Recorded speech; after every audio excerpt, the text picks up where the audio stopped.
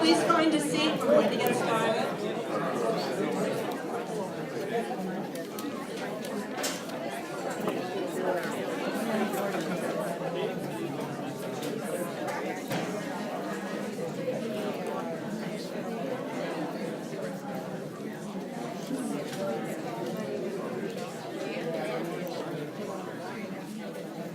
Everyone can find a seat.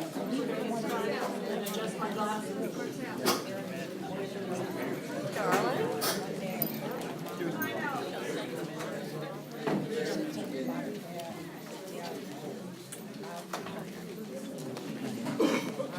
There are just a few more people coming in.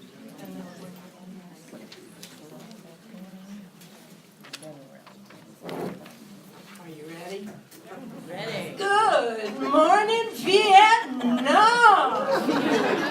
Oh, I'm having a lapse here. This isn't Vietnam. This isn't a war zone. This isn't combat. This is Southeast Huntington Beach. It only looks that way if you spent a great deal of time with the Huntington Beach Planning Department. But no, here we are. Southeast Huntington Beach, the community of Southeast Huntington Beach, where we live, where we raise our children, our grandchildren, and where we retire, and where we grow old. And yes, we will and do fight to protect our way of life and provide a healthy environment for all of our citizens. R4RD has been a part of this effort for over 10 years, educating the community in the ways of wise water use in your gardens, your homes, on your bodies, and in your thinking about water. Where it comes from, where it goes, how is it treated, what laws govern the use of water, and most of all, just how much of it is there. But always, always coming back to wise stewardship, that is in our hands, and always advocating for conservation, reclamation, and recycling as the first tool in a water manager's toolbox, with ocean desal as a last resort when all other alternatives have been exhausted. I like to think of R4 and our friends and you and this community as water patriots.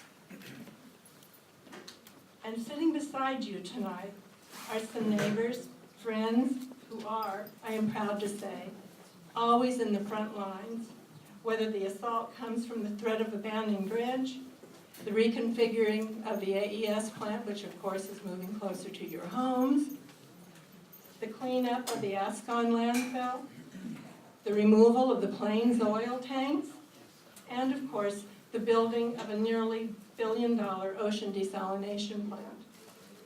All of these chemical industrial projects in a 3-mile area or less that we call home. I would like for the R4 officers and board members to please stand. My right-hand man, Dave Hamilton, my vice president, Marinka Horak, Milt Dardis, and John Scott. If you'd stand, please. Mary Jo Berdich, Dr. Michael Hogan, Pat Goodman, Susie and Scott Smith, and for a lot of people in here, the infamous Southeast Huntington Beach Walkers. Over 30,000 pieces of news and meetings walked in just the past 4 years. A huge thank you.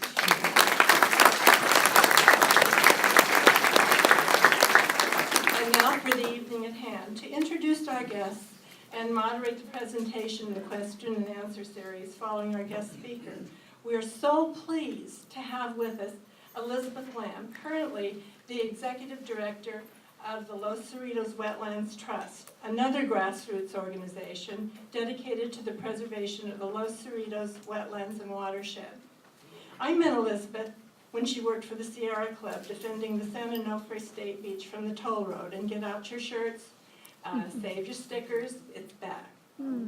Better known to most of us as Trestles. Working with local activists in the San Luis Obispo area, over 1,000 community members turned out to a Coastal Commission meeting, which at the time was the largest turnout of a public to a Coastal Commission meeting in its history. We hope to top that, or at least meet it. She was, don't laugh. Yeah, We're gonna do it. She was also active in the fight to keep liquid natural gas and tankers and their infrastructure off the coast of Ventura. We are in good hands tonight, and we welcome her to our town hall. Elizabeth?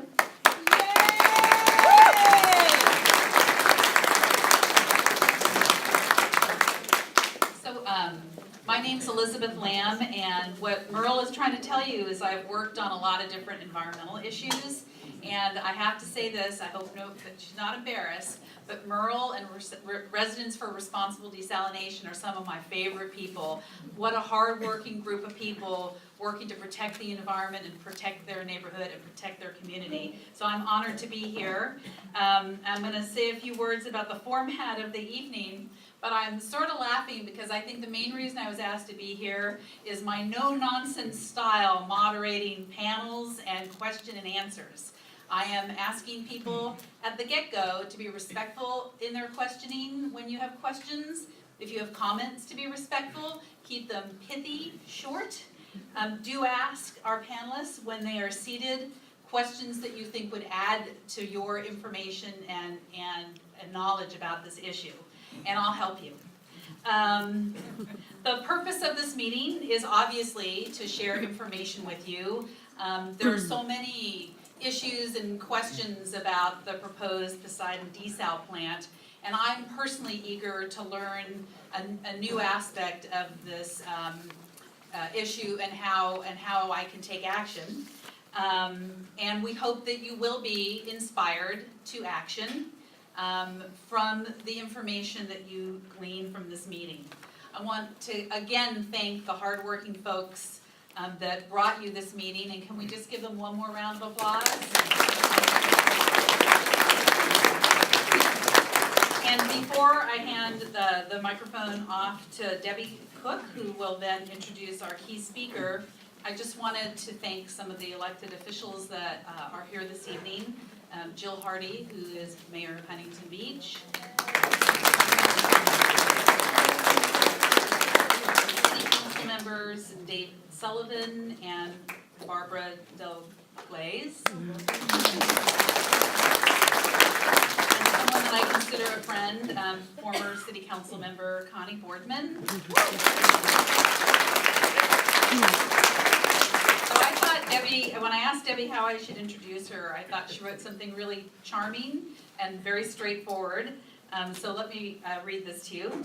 Debbie Cook is a 30-year veteran of Orange County's environmental battles, a recovering elected official, and a reluctant attorney. Debbie speaks, writes, blogs, and organizes around water and energy issues, currently focused on exposing the absurdity of Poseidon's proposed ocean desalination project in Huntington Beach. And with that, let's take it away.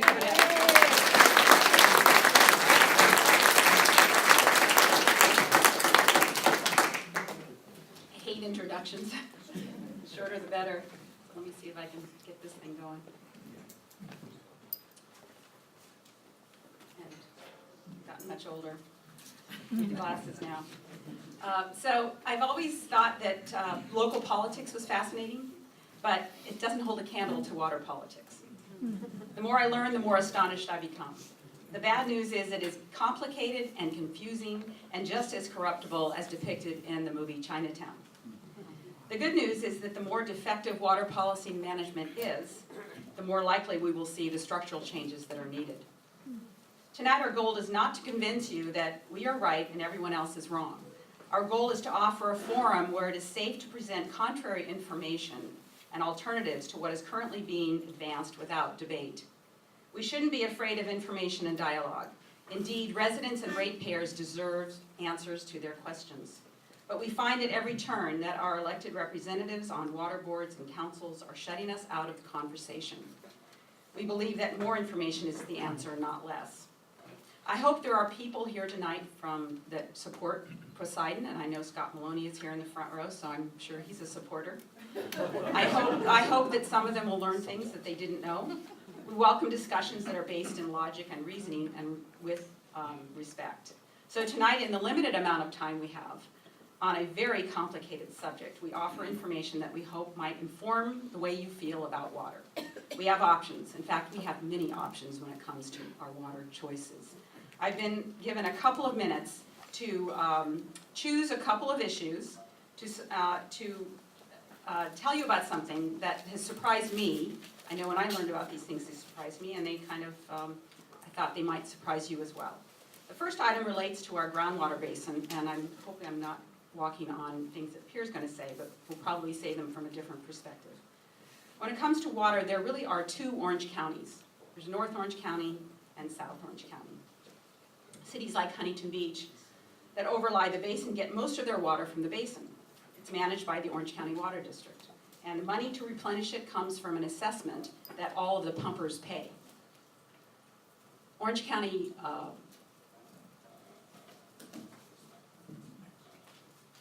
the Orange County Water District establishes the assessment fee. In fact, last night they had a talk about how much it's going to go up this year.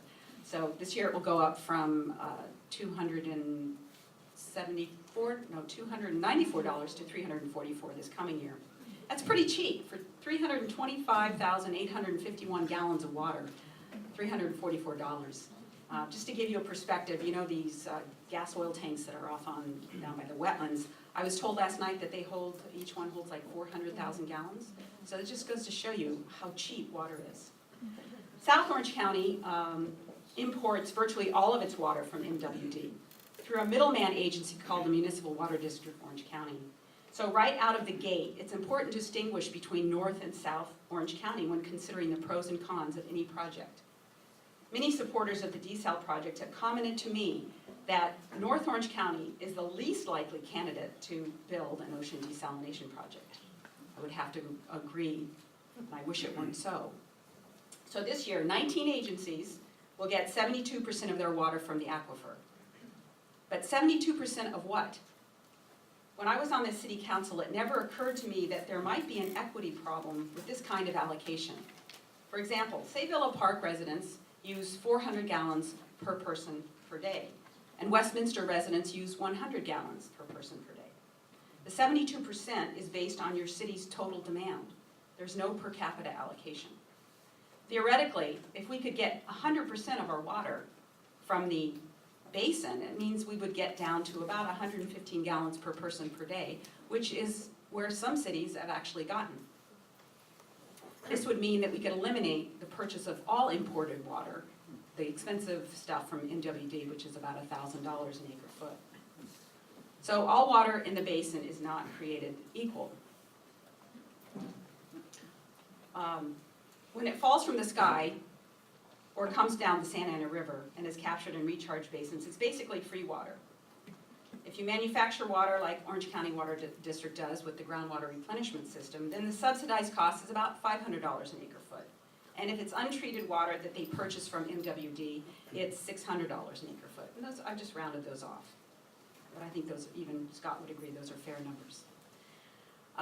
This is not done proportionally, but I just wanted to show you, I kind of see it as a kind of a layer cake, that we have these different layers of different sources of water. But the important point here is that if we add an additional layer of water that is 3 to 4 times more costly than all the other options, it really just rewards the water wasters.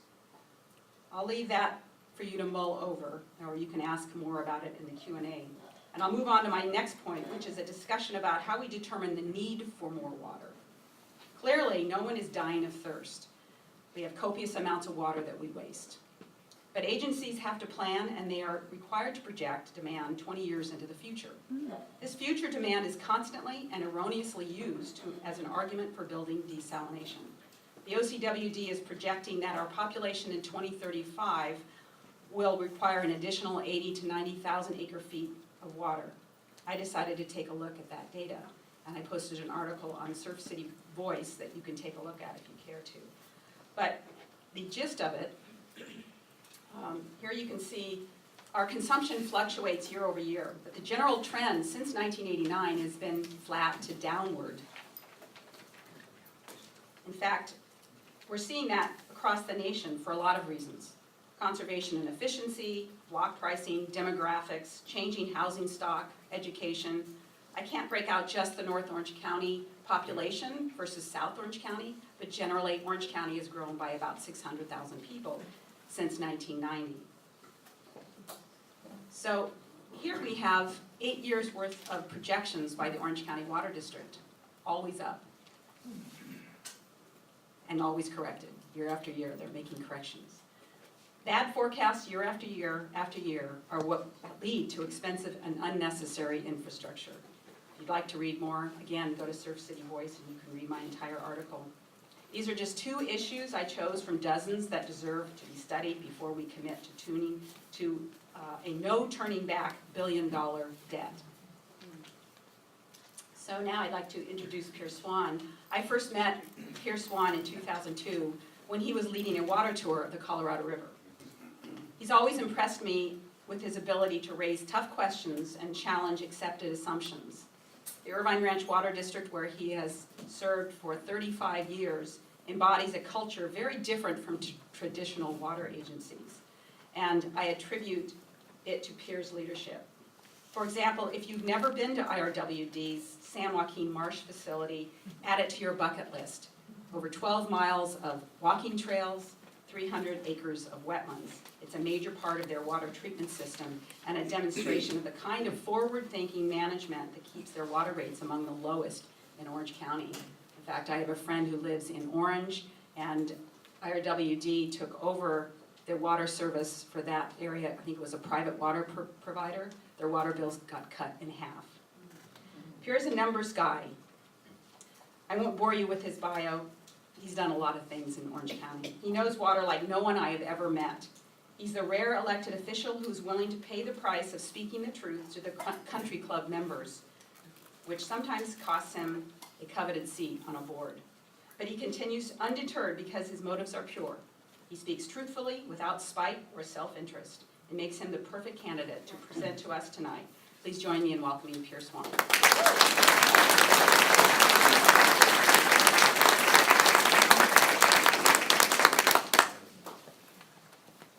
How am I going to live up to that? No,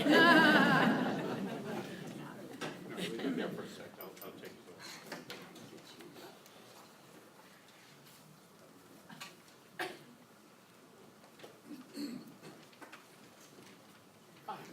Okay. Now I point this at the machine, right? Yeah. Well, thank you very much for coming out tonight. It's always good to see democracy in action, and that's what this country is all about. Is this discussion of issues. I mean, it goes back to the early days of the country where people were locked into this building in Philadelphia debating. It was a lot of work, by the way, debating about the issues, and there were a lot of raised voices, a lot of articles written outside about different ideas. And out of that came a country that has lasted, well over 200 years. So that discussion has always been fundamental to the success of the country. So I'm glad to continue that here. So if I can make this go forward. Okay, this is a little bit about me. I've been a director at IRWD, as Debbie said, for 35 years. I've been I was a 15-year director at the Orange County Sanitation District. I was originally on the GWR Joint Committee that built the GWR facility. I was a director at the Metropolitan Water District, a director at the National Water Research Institute. I was the chair for 4 years, and I'm also a continuing director at the Association of California Water Agencies, which is a statewide association of 400 some water agencies. So here's what I want to do tonight, and I want to try to stay within the 30 minutes that I've been allotted. I've been told that people will start jumping up and down if I go over that. So first I'm going to talk about what the IRWD position on the Huntington Beach project is. Then I'm going to talk about my views. And my views are my views. They're not the IRWD views. And in those, here are a number of items that I'm going to talk about. Current water picture, the need for future projects, the process of matching needs with projects, alternatives to the Huntington Beach desalter, how current MWD rules apply and impact the project, the project itself as best I can, and why this is not the right project for this area. First of all, IRWD's position. And I want to make this clear, that IRWD is not opposed to the project per se. We have a written policy that we established a number of years ago, and in there we said that we're not supporting projects that materially, cost more than what our alternative cost of buying water is, and that is MWD water, which is $1,000 roughly. For treated water, it's about $600 for untreated water. Number two, we're opposed to having any kind of financing in which public entity finances the project, because we see that there's a lot of risk in those kind of projects, and we don't think that the public entities ought to be left holding the bag if something goes wrong. So if a person wants to come in and bring a project to you, they finance it, they build it, they operate it per the contract, and none of our money is in that deal. And third, that the water quality has to meet what the IRWD requirements are. We recycle roughly 75% of all our wastewater in our treatment plant. The other 25%, half of that's recycled over at the Orange County Sand District. So you might say roughly 87% of our wastewater is recycled and reused, either in Irvine or in the county area. So we don't want to put back 23% of our total water supply at risk by having anything that causes us not to meet our requirements to use recycled water. That's the IRWD position. Okay, now I'm going to talk about my position, which is beyond that. And I'm doing that as an individual to kind of give you an understanding of how I see the project. First of all, what's the current water picture? It's dry. We get a little bit of rain here and there, but by and large, we've had a number of dry years. And the state does that. The long-term average in the state is there's roughly 80 million acre-feet of water a year that's usable. Of that, half of it at least goes into the ocean, and the other half is consumptively used by people. That 80 million acre-feet year never happens, because it's either very wet or it's very dry. And it doesn't ever really happen in the middle on the average. So that requires storage, that requires some cooperation with the people that we have to get through tough times. We all suck it up and we do the things we have to do. We slowly change our environment, we take grass out, we replant it with drought tolerant landscape, we replumb our house, we put low flush toilets in, high efficiency clothes washers, all that sort of stuff. Voluntarily, and the building code is coming right after putting that into the code, so new houses will have that pretty soon. When you sell a house, you're gonna have to comply with it because that's gonna be the state law. So far, in this dry period of time we've had, if you go back probably 5 or 6 years that were dry with one wet year in the middle, we've not had any allocation. And we've not had any mandatory cutbacks through that, because the MWD system, has a huge amount of storage. They started off with close to 3 million acre-feet of water in storage. For example, the total MWD budget sales is like 1,750,000 acre-feet, and they started off at the beginning of this drought with roughly 3 million acre-feet in storage. So a couple of years supply, assuming no new water coming in. That's been drawn down to about 1 million acre-feet at the beginning of this coming water year. So that's about half, the water supply for the next year. The other half is coming from the Colorado system and the 20% allocation we have in the state water project. we've had a lot of rain up north in the area that gets, you know, the rain more than us, but we haven't had much snowpack. And so the rain has come down, wet the ground, and gone into the reservoirs, but, you know, the biggest reservoir in the state is a snowpack. And there's not very much snow in the snowpack, although we got a dose of it in the last week. And to complicate things, you know, in California, not the rest of the country, but in California, it's warmer.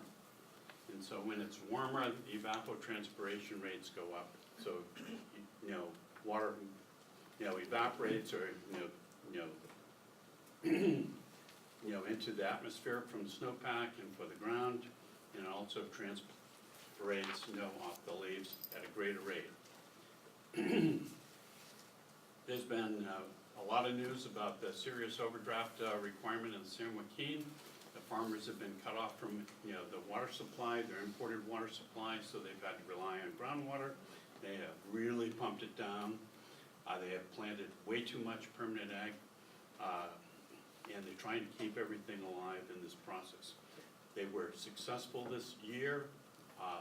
There wasn't as much impact as people have generally known, but next year it looks pretty bleak up there.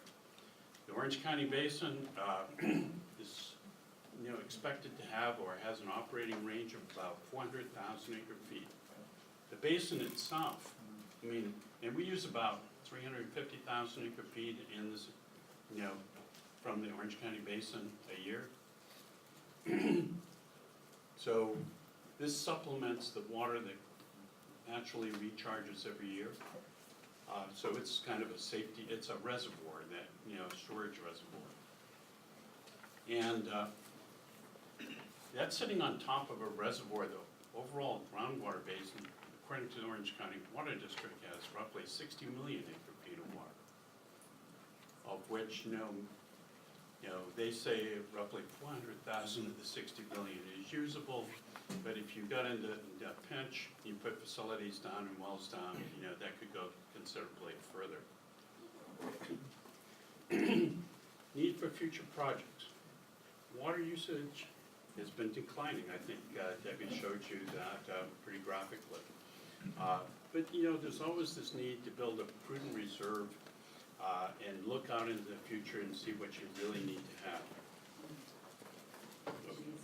Thank you. I need water. Thank you. Is it desalination water? It doesn't make any difference. Salted water. And I've had, when I was in Vietnam, I had much worse, let me tell you. So there's also a problem that we have a declining flow in the Santa Ana River. And so that is exacerbating problems because people upstream from us are actually, you know, pulling some of that flow out of the river. And they have a right to do that. So they're building expensive projects up there, but in the watershed itself, they're not increasing the total water amount, they're just reallocating it from us to them. So what is the frequency and duration of allocations? I think that's the base point that you start all the analysis of water supply. How many times has MWD curtailed their supply or allocated water to people? It's roughly been about once every 15 years. So not very frequent.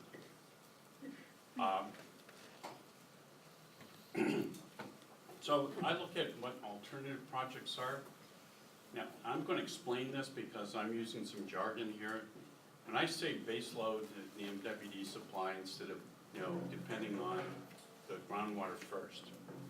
Right now we have a system that when it rains, there's lots of water in the aquifer. You know, it's really cheap compared to MWD water. People pump the living daylights out of the groundwater because there's lots of it, and they don't buy very much MWD water. So MWD puts it into storage or leaves it to flow out to the ocean when there's lots and lots of water. If you base load on the imported supply, what happens is you get their water, which is more expensive when it's there. You save your water in the basin, so when it gets dry, you have, start off with a full basin. This time we started, a third to half below. So you want to start off dry periods with a full basin. You can, stop leakage into the central basin. It's really one basin, the LA Central Basin and the Orange County Basin, separated by the county line and a river. Okay? One side of the river, it's Central Basin in LA, and this side of the river, it's Orange County Basin and Orange County. The people on the other side have a whole lot of wells up on the county line. And they lower the water table on their side, and the water that is in Orange County flows into LA County. Oh, boy. Devin Water in Long Beach, very smart operator. No one commented on the EIR, it just went sailing through. We can go and lower our side. And so it doesn't happen, and there's roughly 15,000 acre feet a year. You can probably cut at least half of that from going into LA. You can go out and contract or purchase land or purchase, water rights in other places outside of Orange County and bring them in here only when you need it. It's fairly inexpensive to do that. You can expand the groundwater replenishment system. The main system is already built. It's soon to be 100,000 million gallons a day. What am I doing? 100,000. 100 million gallons per day, and it's going to be expanded to 130 million gallons a day ultimately. So you can do that 30 million gallon expansion. And there's the Huntington Beach desalter. There are lots of others. I'm just using those because I don't want to put you all to sleep with all the options that there are out there. Okay, how do the MWD rules, work into this deal?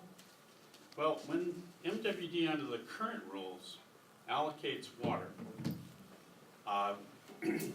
they work under this thing that they're a supplemental water provider.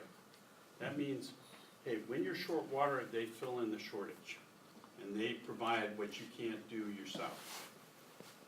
So when they go into allocation, their approach is that they even out between all the people.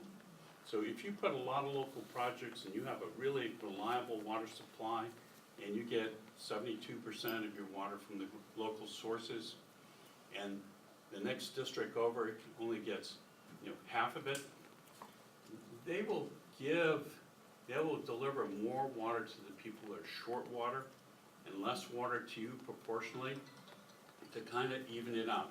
You will always get somewhat more than you would have got, for having local projects, but they will level out the playing field so there's no one going without, and everyone shares the pain equally. It's been their philosophy, back into the 50s. So during periods of allocation, those people who build local projects see those local projects, the benefit of those local projects, partially distributed to people outside the county.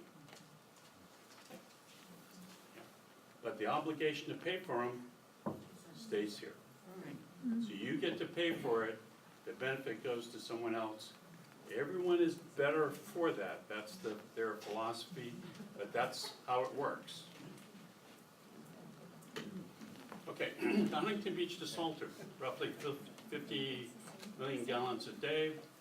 I'm using 50,000 acre feet, 52, 54, it depends on how much outage there is, but it's a nice round number, it's easy for me to compute.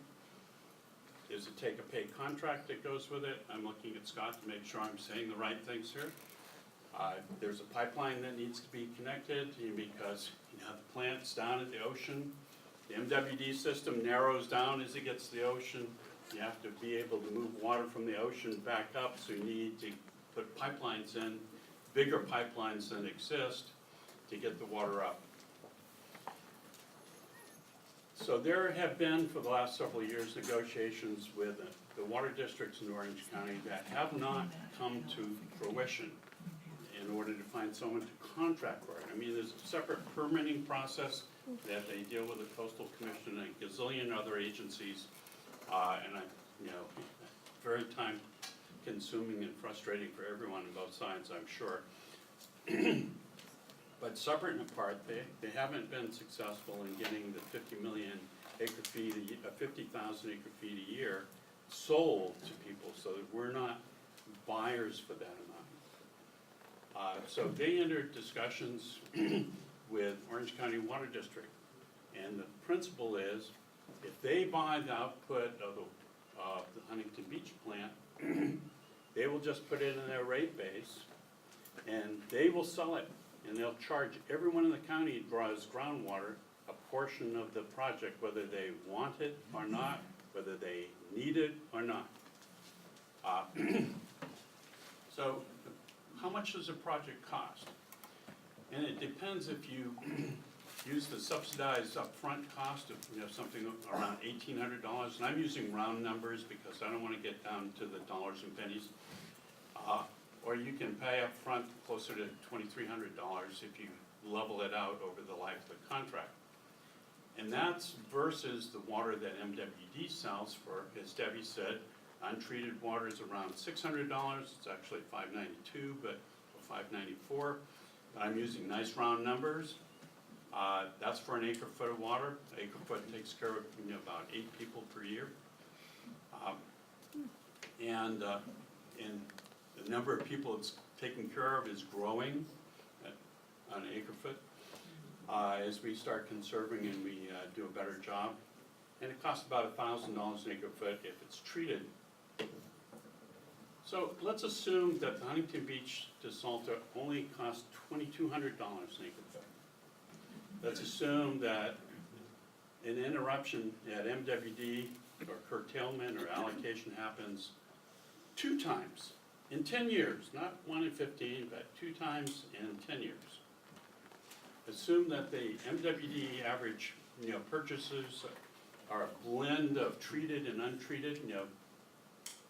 OCWD buys a blend of it, so it averages $800 an acre foot, and instead of the $600.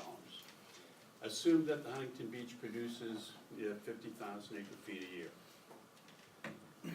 So if you look at it, 8 years, you got access to MWD water, all the water that you want. There's no allocation. You put in an order, you pay your, they send you a bill, you pay the bill, they deliver the water. Okay, so 8 years, you have that water, and it's costing you $800.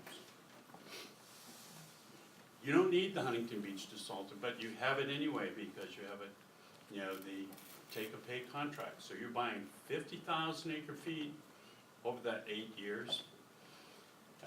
And you take their $2,200 less the $800, which is the cost you could have paid if you didn't have the Huntington Beach desalter there. And that comes out, those 8 years come out to $560 million. That's what you paid over and above what you could have paid if you didn't have this for those 8 years. So you take that's insurance. The people, you're buying insurance. So if you take that insurance, you say, well, what does that do to the 2 years that I need it? Okay, so that's $280 million a year. That's what the insurance costs for those 2 years. That's the benefit. You take and divide that by the 50,000 acre feet, and you come up with what am I doing here? Let's see. Okay, this is where you get into it here. For 2 years interruption, it would be $280 million a year over the contract amount, or 280 million divided by 50,000, or $2,200 an acre foot, plus $2,200 that you have to pay for the water in the first place, so it comes out to $7,800 an acre foot. If MWD offsets 30% in the allocation of shortage, that jumps to $10,100 an acre foot. Okay? If OCW, no, so let's look at it. If OCWD purchased extra treated water during the 8 years that they could buy more water, and it was just untreated water, and they paid the $600 for that. And then when they pump it out, they pay $100 to pump it out and treat it. So it's $700 water. So you take the $700 water in those 2 years that you short water, and what you save, you subtract that from the $10,100, and you multiply that by 50,000 times the 2 years. And every 10 years, the desal project costs you roughly $940 million, more than the cost of the plant. Every 10 years. It's a 40-year contract.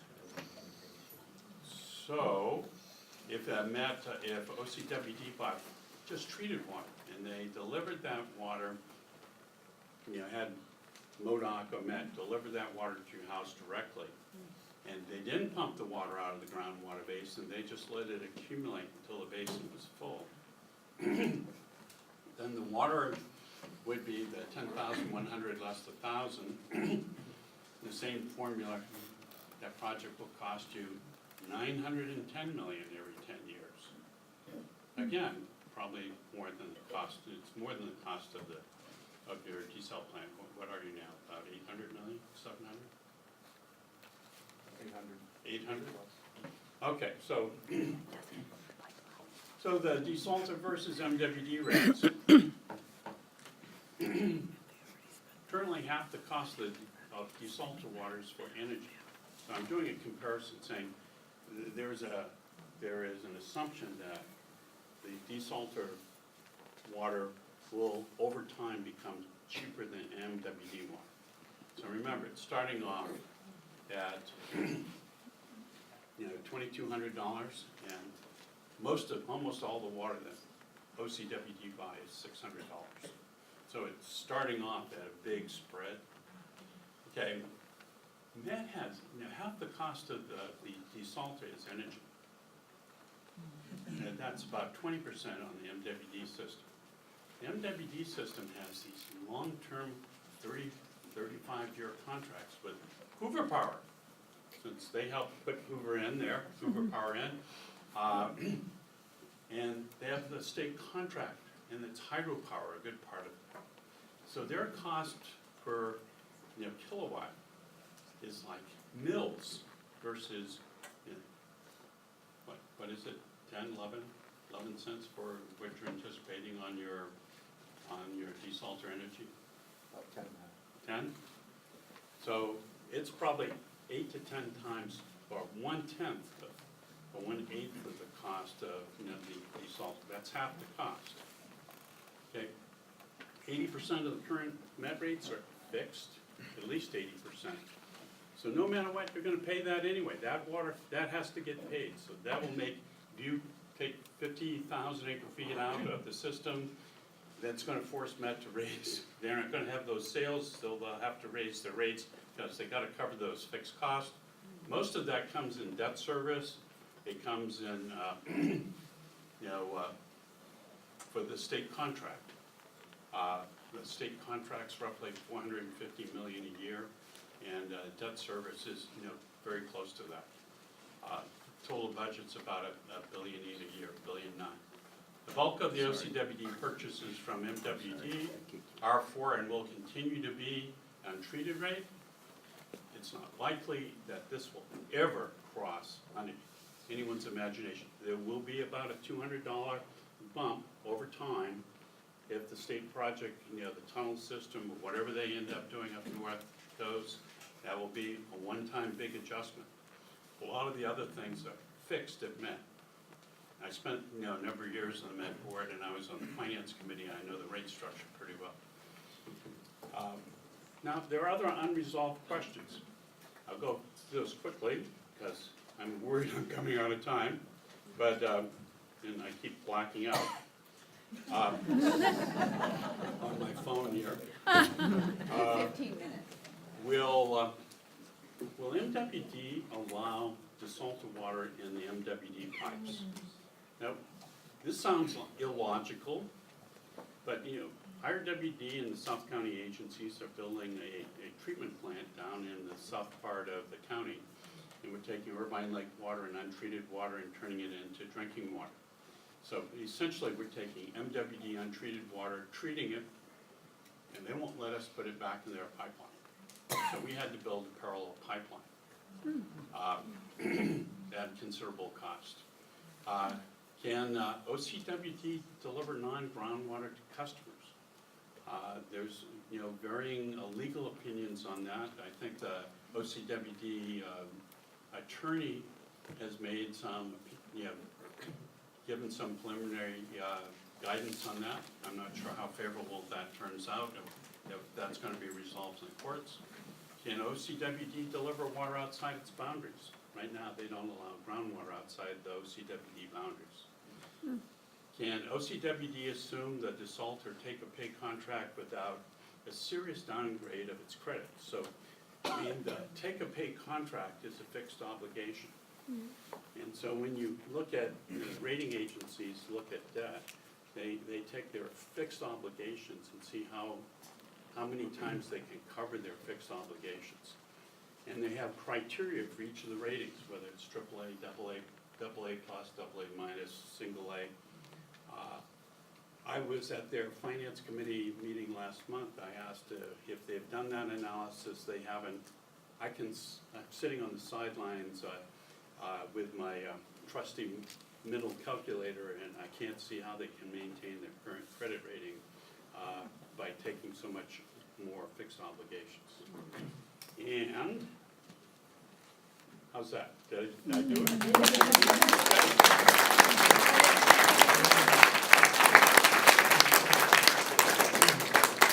You have 10 minutes. I have 10 minutes left? Yeah, Oh, I you got have more. the panel. You have 10 minutes. So now we're going to do questions, is that? So we were gonna have yourself and also a couple of other folks be available for questions. Does that That's seem fine. okay? Very fascinating. Fascinating?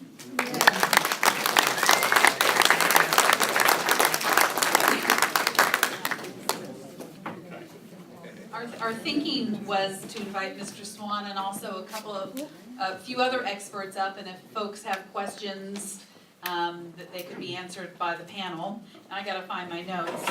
You guys all know Debbie Cook. Two other panelists are Ray Heinstra, who's Associate Director of Orange County Coastkeeper. Where are you, Ray? Come on up and have a seat.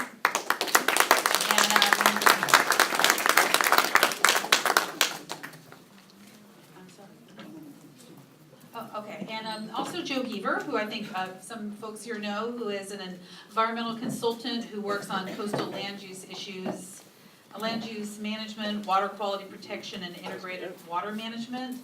Joe was with Surfrider working on water issues in Orange County, including the South Project and development of Surfrider's ocean-friendly gardens, and advocacy for advancing potable reuse water.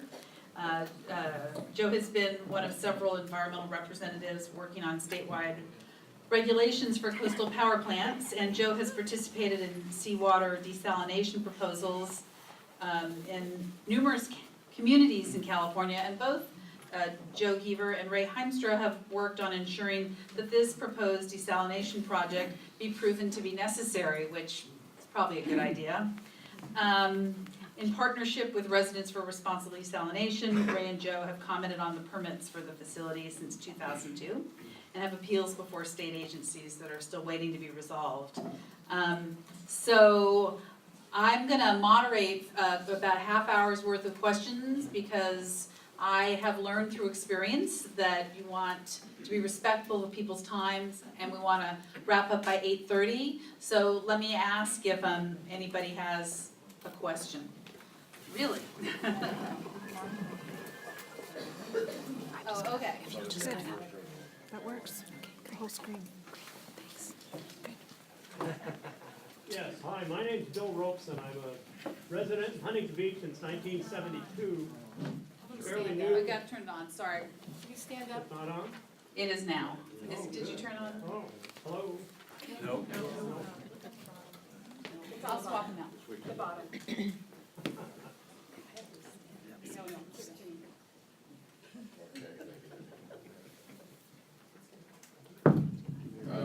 I hear that. Hello, good. My name's Bill Robeson. I've been a resident in Huntington Beach since 1972. A fairly new person involved in the water situation with the desal plant.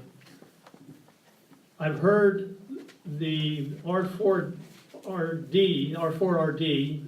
folks say that it's not desal in it itself that they're against. They don't think that Poseidon is the company that we should connect with to provide the desal plant.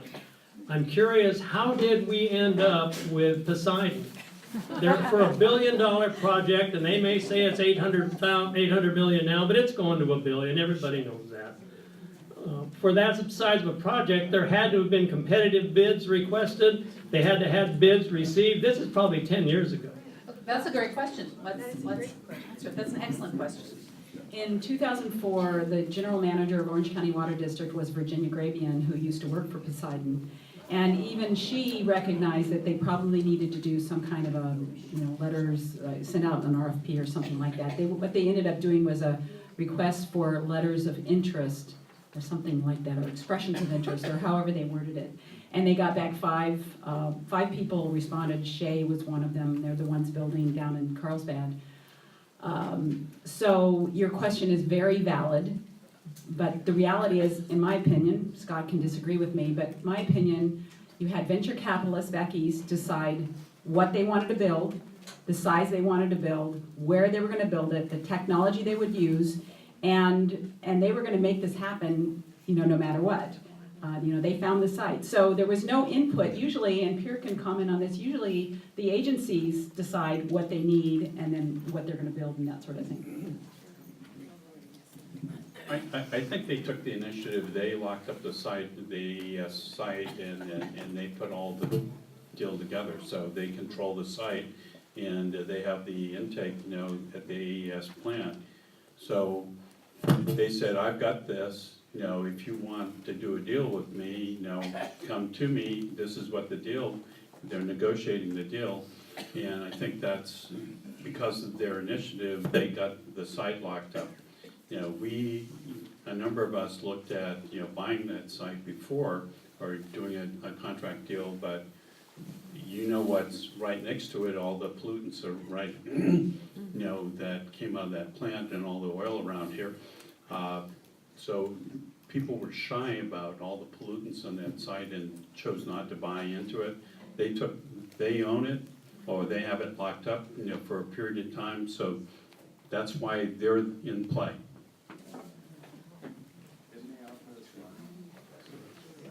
I think that's accurate. Any other hands? Sure. Brief questions, you guys, so we can get lots of questions. Okay, thanks. Hi, I'm Karen Jacob, president of Huntington Beach Tomorrow. And my question is, if the Orange County Water District chooses to finance water that Poseidon is selling, would their financing be proportionate to the amount of water they agree to take if they don't take 100% of it? That's a great question, too.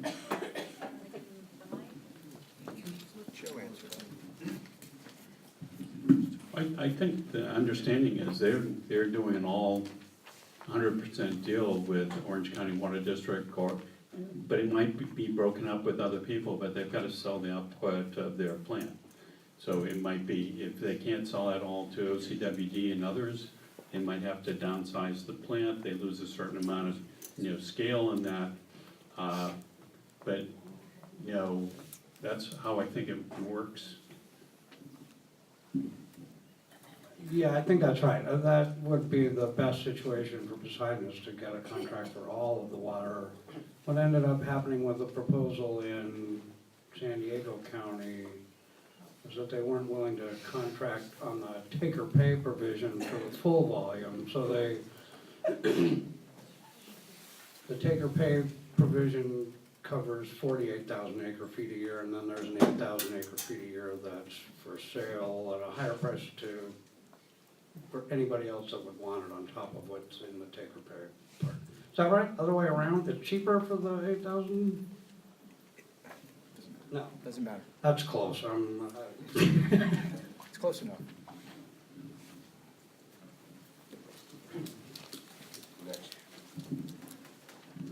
Hi, I was wondering if Huntington Beach is going to get the water. I mean, is the water gonna be for us, or are we gonna be shipping it down the coast?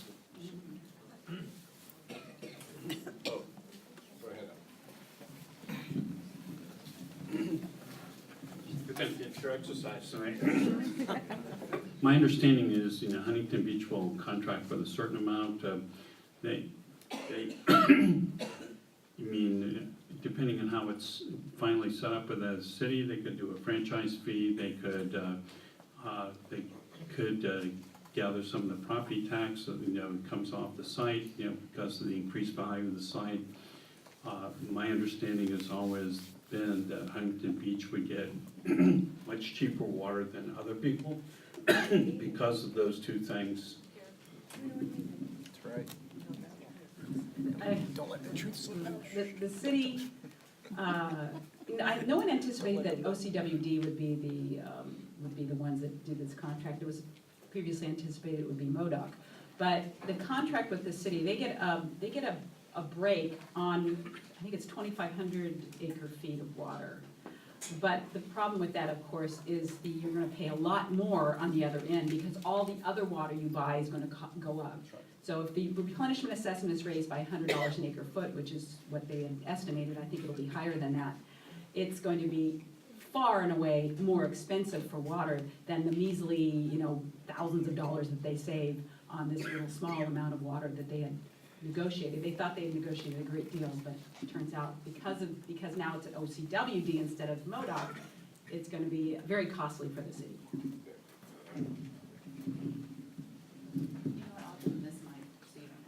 Okay, great, that'd be good. Oh, thank you. Yeah, my question relates to this. I'm trying to formulate it in my mind. So Huntington Beach will get the water for less. I'm from Westminster, and we have one of the lowest water usages in the county, and which I think we're at 125 or something like that. Yeah, so it's very, very low. And you alluded to the fact that we would end up paying more and actually subsidizing the higher water users, and we would pay more than what Huntington Beach does because they've somehow worked a deal. I mean, is that an accurate statement? Sort of? It's a deal that doesn't benefit us very much, but you're right, you would be subsidizing that little bit of a benefit that we got from the higher costs that we will be paying.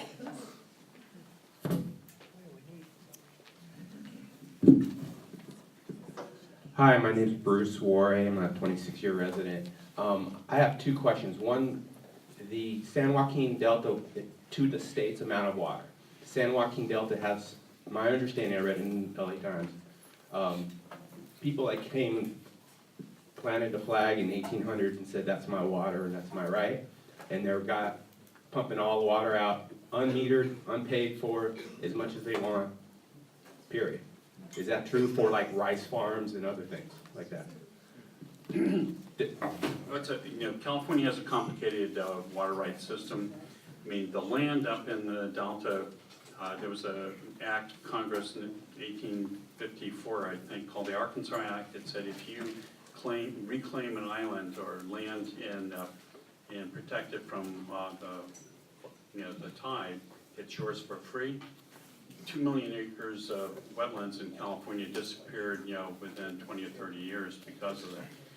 Now, those people have, a combination of what's called riparian rights, so they're right next to the river and they get all the water they can pump in, and it is generally not metered or terribly regulated, and they use that for farming but they can only take the water that would be in the river if there wasn't any storage. So they can only take the natural flow of the river. That's their riparian rights. There's an issue up there right now that says that there is no natural flow in the river. It hasn't been over most of the last year. So these people are actually taking water that had been stored in reservoirs by the state and federal contractors and using that to water their islands. That's an issue being taken up by the State Water Resources Control Board. MWD is filing a brief on that, or has a brief ready to file on that. So they've taken a considerable amount of water that a number of us believe belongs to us, not to them. And that's unpaid for? Pardon? Unpaid for, just. Oh, it's free water. I mean, whatever your belief system is, that the water comes out of the sky free. You know, compliments of whoever. And the only thing you pay for is you pay the energy to move it around and the cost of the facilities and the people to do it. That's the only cost that's in water. So the water just siphons over into islands. It's essentially free.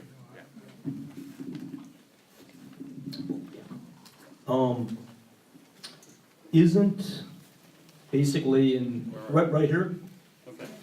in, basically by boat, isn't Carlsbad about maybe 40 miles away?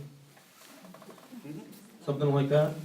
Okay, It's on the other side of Camp Pendleton, yeah. one time down. Okay, it's gonna be desalinating about 50 million gallons a day, right? By capacity, or is that gonna be less than that, you think? I think 50. Okay. I'm trying to figure why that close, we need a 50+ million gallon a day plant here, if they could just, increase the capacity of that facility, or we also have 70 million gallons a day that's being treated, secondary treatment that's being pumped up the Prado Dam and injected into wells, so we could, and then it's gonna be treated, when they need it, treated with bleach, and basically it's 70 million gallons of water. Okay, so what do we need this plant for?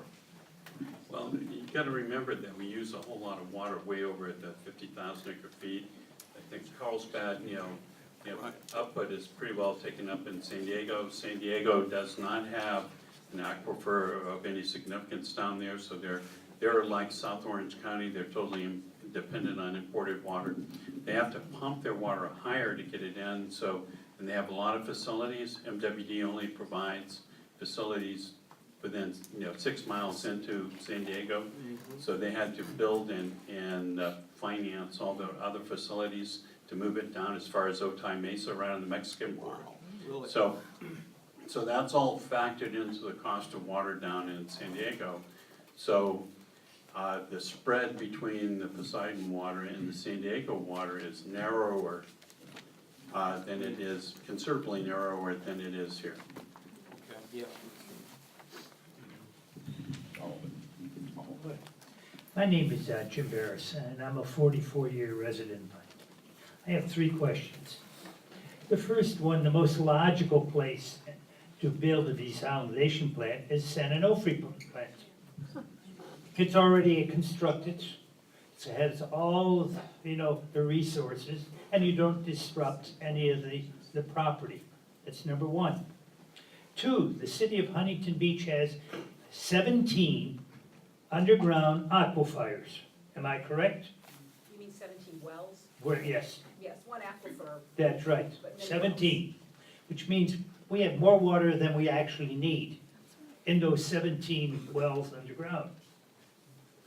Third question, the most, in conjunction with AES and the Poseidon and the dump, there is so much disruption of the property in this immediate area with no benefit to the residents in this area, which is going to impact the real estate market because of this disruption. Has anybody even looked at that? Don't care. remember all the 3 points, but as far as looking at that, that was considered by the council that approved the project and dismissed. Your second point about us having, we are still limited to pumping what we're allowed to pump by the agency. This year it's 72%, that number fluctuates, next year it will be 70% of our water can come from the ground. So it doesn't matter how many wells we have, we are still limited to our pumping. And then your first point, I forgot what it was. San Onofre. San Onofre. San Onofre, well, but this begs the question whether we need the water. We never really have that discussion. We just jump past that. And the fact is, we don't need the water. That's right. So.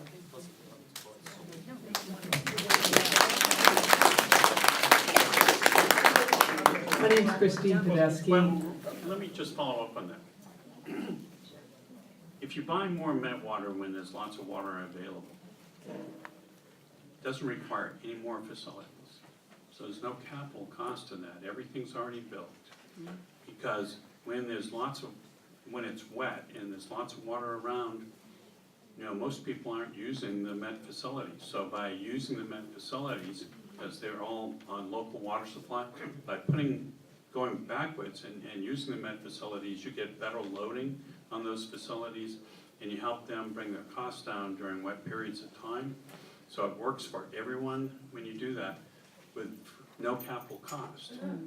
So you're absorbing fixed overhead, and if they're 80–85% fixed, the more volume you run through it, the lower the total unit cost. So it works in your favor to do that. So Debbie is saying, hey, if you've already got the facilities to do this, and you have the wherewithal and the ability to do it, and it costs you no more capital, and you're gonna buy that water anyway, and it's cheaper, you're saving close to $1 billion every 10 years by doing it, or $900 million every 10 years. Don't even think about this. Don't even start asking where you would locate a desal plant. Yeah, you don't need it. Erase that, okay? You've made really good presentations that we don't need the water and it's much more expensive to get it through desal in this area. So, and yet the project keeps moving forward. We've been fighting it for 10, 15 years now. So what keeps moving it forward when it financially makes no sense?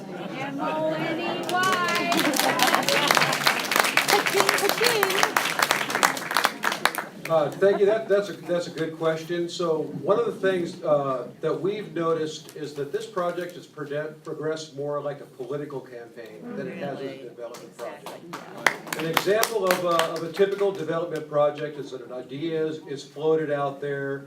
The community, the potential customers discuss that, come up with some kind of a modification, and the modification is what ends up getting built and everybody's reasonably happy.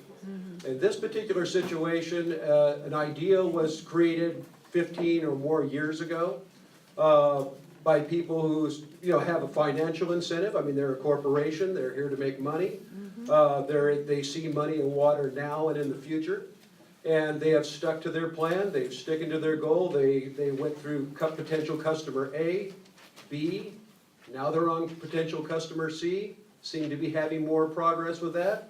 So they're pressing their advantage there. So it's it's a very sophisticated and hard-working campaign, and unfortunately it's continuing on at this moment. But we can change that.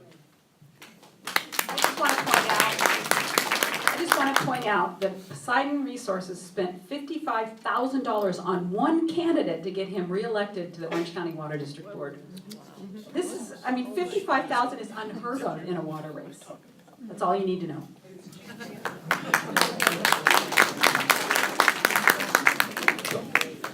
My name is Rex Parker. Hi, Debbie. I assume the Poseidon plant will be what I'll call energy intensive, in the sense that I guess it operates like a still. I'm not sure if it uses natural gas or what the energy source is going to be, but what are the emissions, CO2, and other pollution implications associated with building this plant and operating the plant over the longer term? Well,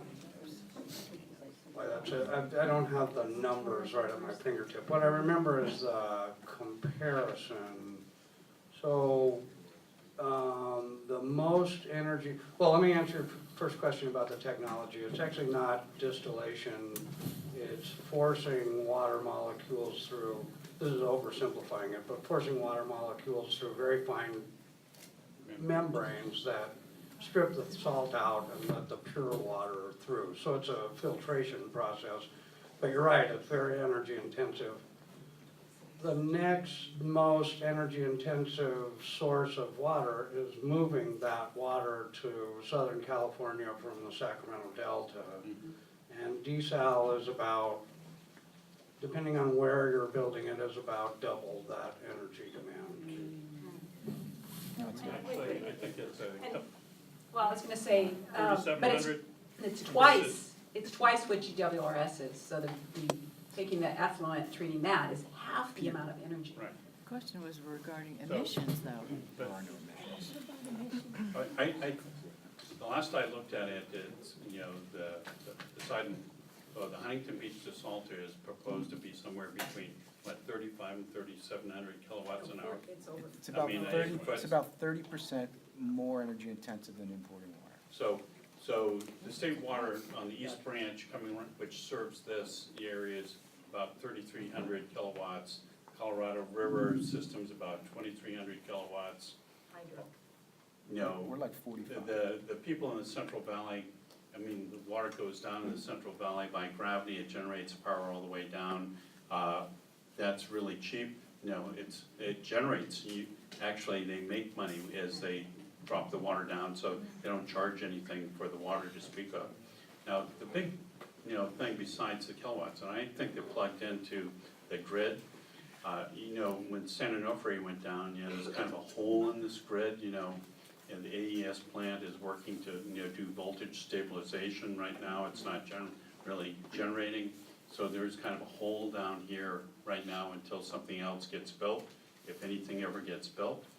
A great advantage the State Water Project and the MWD system has over these. The Huntington Beach plant is a base-loaded plant. It stays at a reasonably level production all day long. So it goes through peak hours, especially peak summer hours. It doesn't shut down. The State Water Project actually works, quite differently. So they release water during peak times when everything's working right. They sell water to they sell that power to the energy people, to the, PG&E and Edison's at peak rates. And then they buy off-peak power to move the water in the aqueduct, because during peak times, they shut the aqueduct, way back to virtually nothing. So their cost of energy in moving water down here is much less, because they have cheap power rates to start with, they sell peak power. If they operate it correctly, there's very little cost, energy cost of moving state water down here. The Colorado system works in a fairly similar way with a little more restraint in it. So that's a benefit. That saves building peaker plants, which, use natural gas and add to the construction cost that's in your utility bill that you see. Can I borrow that for just 1 minute? Sure. So we were gonna wrap up question and answers at 8:15, so I don't wanna keep people too long, and we have a couple wrap-up things to say. So maybe a couple more questions past this. Poor fellow moderator's gonna have to choose, but the folks will be here, to talk to people one-on-one, but I do wanna be respectful of everybody's overall time. Hi, my name is Tim. Oh, wait, hold on 1 second. I wanted to add one part to the last part of that question. So, right, I misspoke, that's right. The number I remember now is about 40% more energy intensive than imported water. But the other piece of it, the emissions thing, is Poseidon kind of did a funny thing in Carlsbad by calculating the energy demand and what that energy demand, how much emissions would be created by generating that much electricity. Then they made an argument that because the water produced by the desal facility would offset the need for importing water from the delta. They should subtract that amount of energy from what the desal facility requires, coming up with what they characterize as their net energy, and then calculate the greenhouse gas emissions from that net energy. The problem with that calculation was that kind of what Peer was talking about is that all the agencies in Southern California contribute to a subsidy to pay for the desal facility on the expectation that that water that's left in the system goes to them. So the water will not stay in the delta, it will be shifted to San Bernardino or somewhere else in Southern California. There really is no energy demand reduction from putting this new 56,000 acre feet in the supply portfolio. Okay, so two more brief questions, two more brief answers. Hi, my name is Tim Geddes. I'm a 31-year resident of Southeast Huntington Beach. It seems that there are three arguments concerning the feasibility of the project. The first is the economic argument. Does the project pencil out? And clearly, I don't think it does.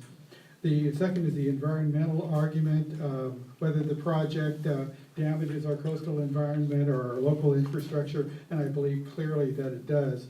But it's the political argument, the third argument, that really concerns me, because it seems that with the OCWD deal, that ratepayers and the citizenry in the district are being left in the lurch by, the decisions of elected politicians that are ignoring the people that they represent.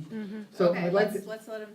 I'd just like to have a comments on the political tail being allowed to wag the water dog. I mean, this is part of our system, you gotta just sit back and enjoy it.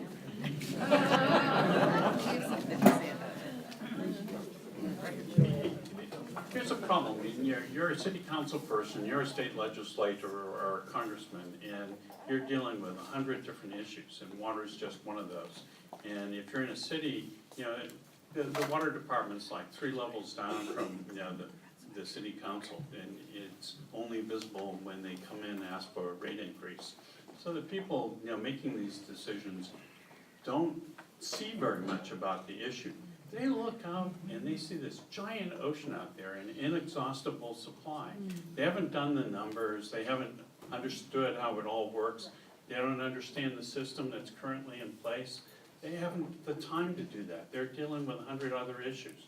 So in a way, you can't blame them. But the politics of this is you ought to go up to the county register of voters and pull the major donor statements and look where money, who is giving money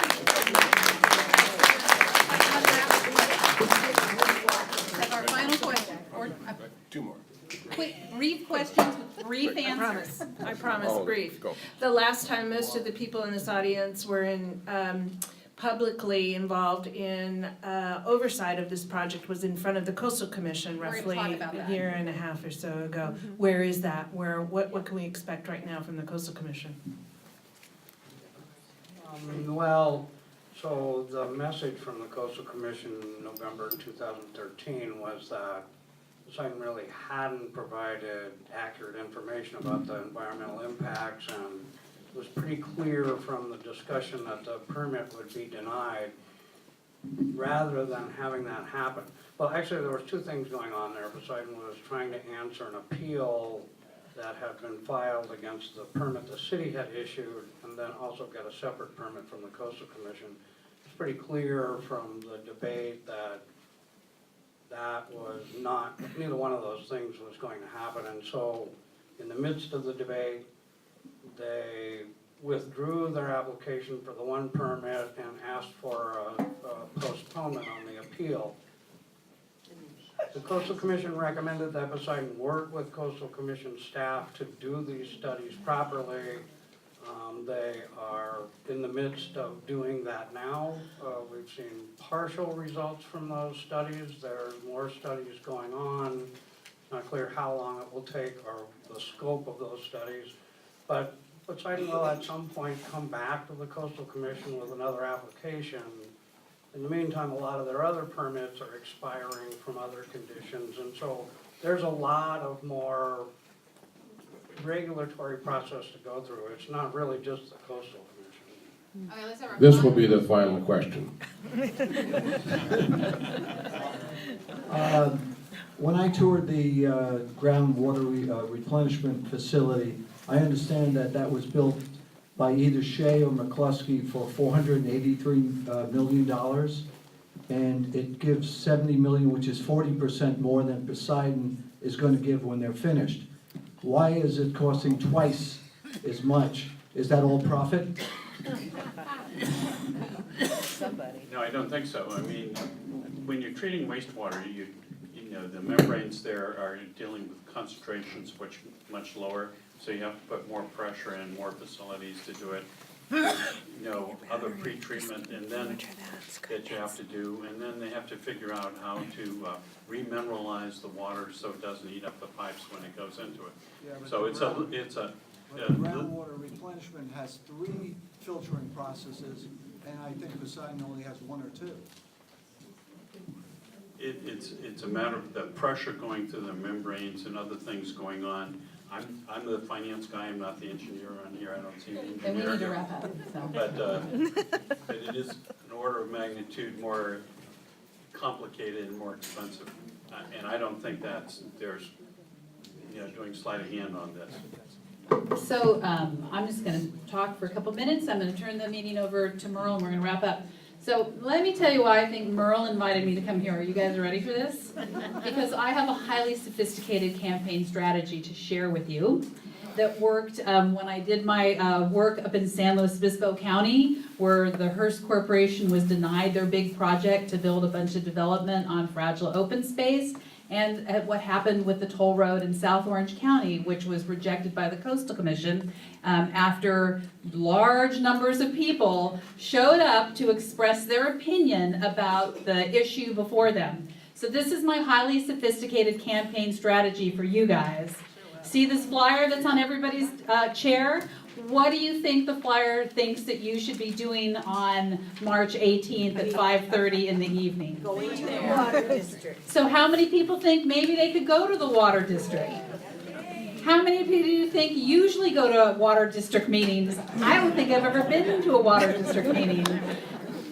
That's my highly complicated and sophisticated campaign strategy, is to go to this meeting. If there's one thing I know about the folks that are hosting you tonight, they'll have stickers for you to wear, maybe some signs, maybe who knows what. Tote bags. Tote bags, they're good with tote bags. So it's by showing up, it's by making these small sacrifices of time that you will A, be able to defend your community against this unnecessary project, and B, show a little thank you for all the people who worked so hard to get you here.